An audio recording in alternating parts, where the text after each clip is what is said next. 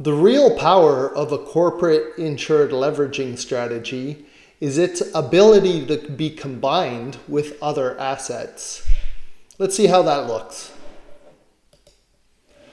Say we were going to invest in real estate in our corporation.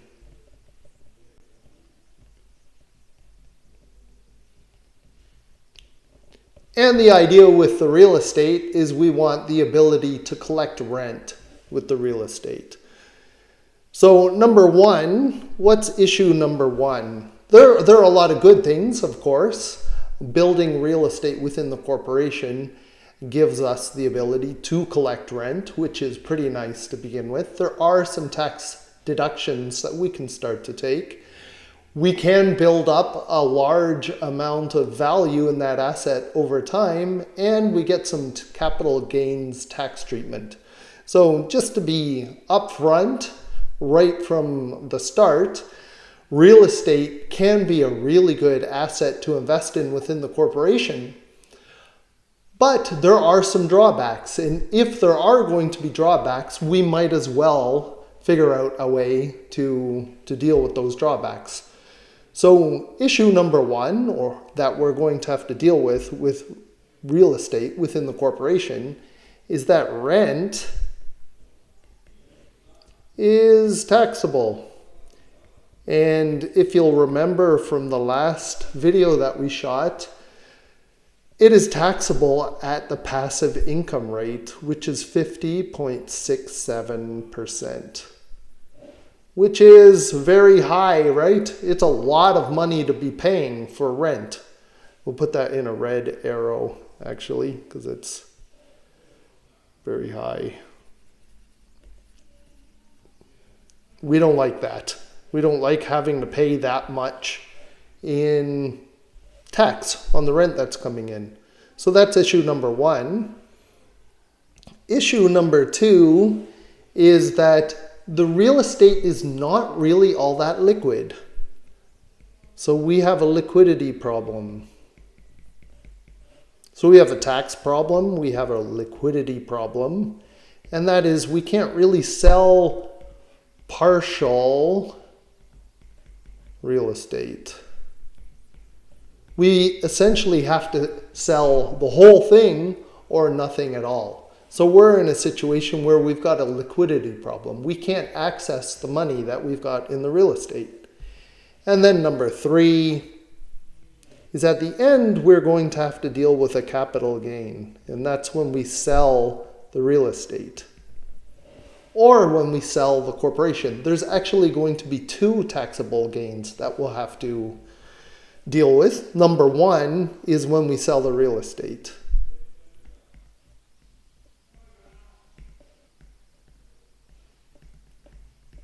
And number two, when we sell our whatever kind of company it is, we'll call it the holding company.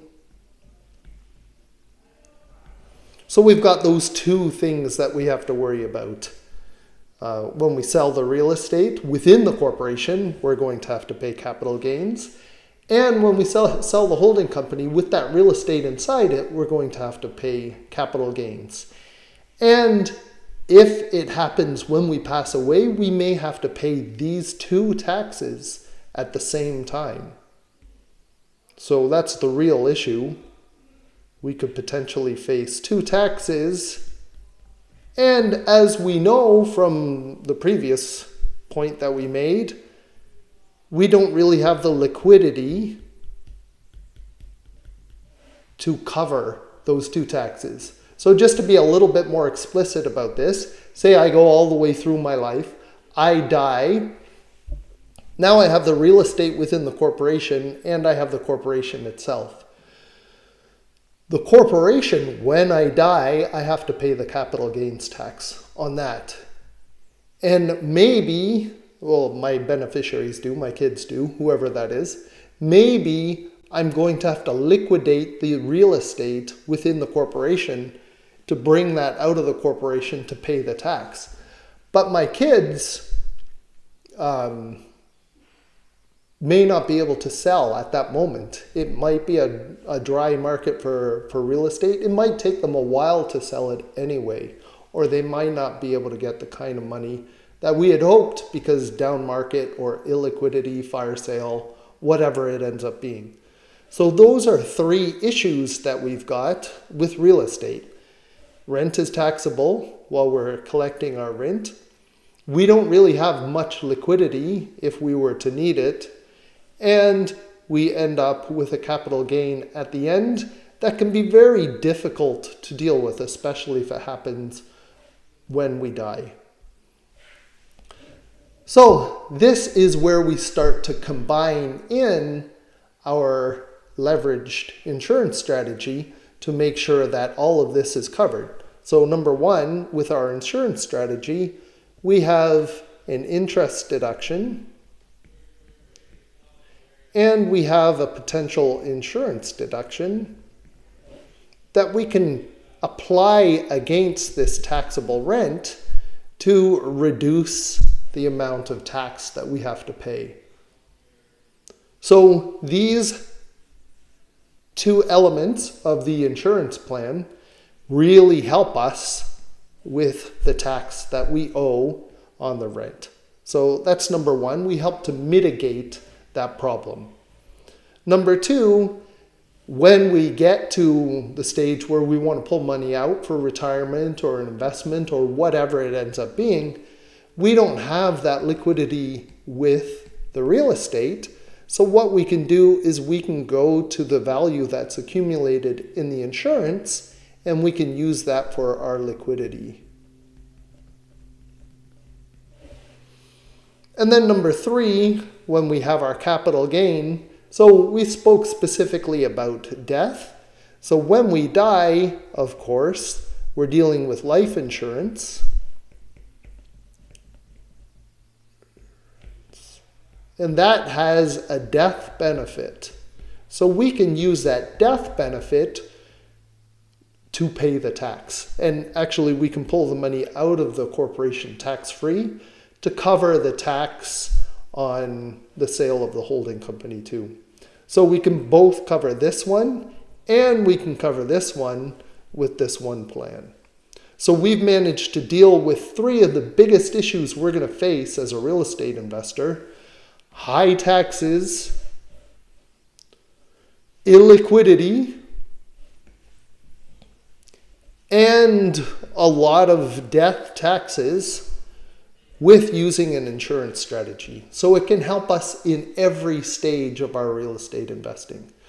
So that's one of the best reasons to use a plan like this, is to complement other assets. Other assets are going to be very valuable to us. I never want to say that we want to use an insurance plan instead of the other assets, but what we want to do is we want to use each asset for its strength. So we're going to use the strength of the insurance and the strength of the real estate, and we're going to put them together so that the sum of the parts are much stronger than any individual part. Each investment has its place, and each investment has its specific function. So we want to make sure that they're all functioning very well together. So again, I can't give you specific advice. This is not specific advice for you. This is generally talking about these concepts just so that you can learn a little bit. If you want to find out more about your specific situation, you can always contact me or contact your investment, insurance, tax professionals. Thanks a lot. We'll talk to you tomorrow.